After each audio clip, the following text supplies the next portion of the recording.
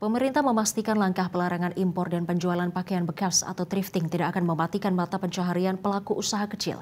Langkah konkret untuk menyediakan produk substitusi bagi para pelaku thrifting yang terdampak disiapkan pemerintah.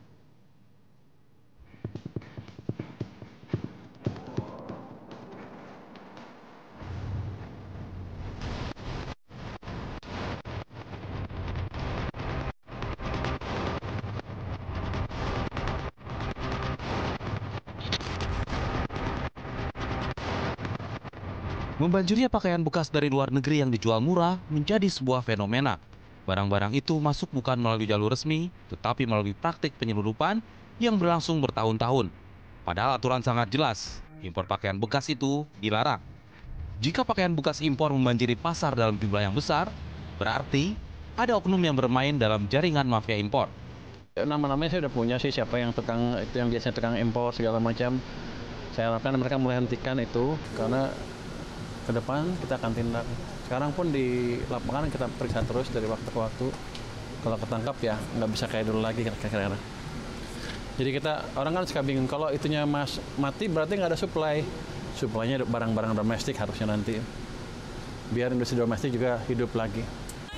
Dalam rapat terbatas pada 4 November lalu di Istana Kepresidenan, Presiden Prabowo Subianto memerintahkan Kementerian UMKM untuk menyiapkan langkah antisipatif dengan menyediakan produk pengganti bagi para pedagang pakaian bekas atau thrifting yang terdampak penertiban impor barang bekas.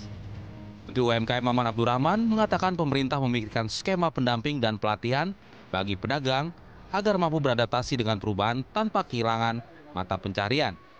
Arahan dari Pak Presiden juga mempertimbangkan dan memikirkan substitusi produk. Jadi misalnya pada saat pengusaha-pengusaha mikro ini mereka selama ini menjual barang-barang bekas, pada saat ditutup pastikan konsekuensinya mereka tidak akan ada barang jualan lagi.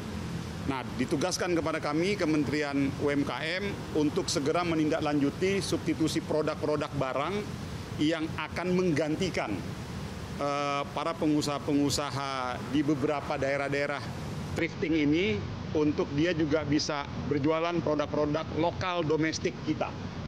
Ketua Umum Asosiasi Garmen dan Tekstil Indonesia, Anne Patricia, mendukung langkah pemerintah sebab sejalan dengan penguatan industri tekstil dalam negeri. Anne mengaku memahami kekhawatiran para pedagang thrifting, sehingga asosiasi siap memasok barang di tingkat pedagang. Ketum Akti itu juga siap menerima pakaian bekas ilegal yang terlanjur diimpor untuk diolah kembali menjadi bahan daur ulang.